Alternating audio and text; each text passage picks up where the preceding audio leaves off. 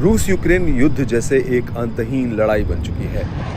सर्दियां सिर पर है। ऐसे में वो वक्त भी आने वाला है जब हाड़ कपा देने वाली ठंड में सर्वाइवल तक मुश्किल हो जाएगा। इसमें सबसे ज्यादा चुनौती आने वाली है यूक्रेन के लिए। पिछले साल की सर्दी में भी रूस ने फायदा उठाकर यूक्रेन के नागरिक ठिकानों और नागरिक संसाधनों को निशाना बनाया था।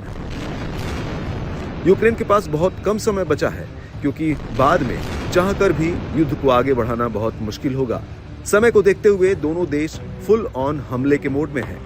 दरअसल एक रूसी ड्रोन हमले से मध्य यूक्रेन में क्रेमेंचुक तेल रिफाइनरी में आग लग गई और 3 गांवों में बिजली आपूर्ति ठप हो गई।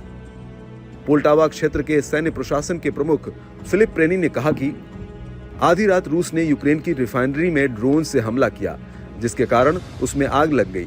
वैसे ये चालू स्थिति में नहीं थी। आग को तुरंत बुझा दिया गया।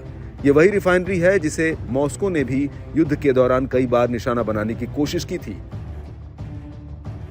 आधी रात रूस की ओर से किए गए इस ड्रोन हमले को लेकर यूक्रेन वायुसेना अधिकारी ने बताया कि रूस की ओर से यूक्रेन की हवाई सुरक्षा और सैन्य सुरक्षा को नुकसान पहुंचाने के इरादे से आधी रात ड्रोन हमला किया गया। इस दौरान रूस ने सिलसिलेवार 20 ड्रोन हमले किए, जिनमें से 18 ड्रोन और 1 मिसाइल को यूक्रेन की सेना ने मौके पर ही ध्वस्त कर दिया। इस दौरान लगातार रूस की ओर से कई ड्रोन और मिसाइल हमले किए गए।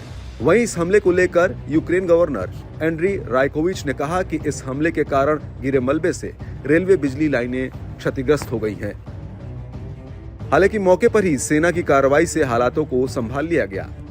फिलहाल के हालात को देखा जाए तो एक तरफ यूक्रेन को मिलने वाली मदद पर लगाम लगती जा रही है, दूसरी तरफ सर्दी अपना रौद्र रूप दिखाने को तैयार है। ऐसे में रूस के लगातार बढ़ते हमले से यूक्रेन ज्यादातर बचाव की मुद्रा में ही नजर आ रहा है। अगर हमले बढ़ते हैं तब किस तरह यूक्रेन इसका सामना करेगा, ये सवाल जेलेंस्की को भी परेशान कर रहा होगा।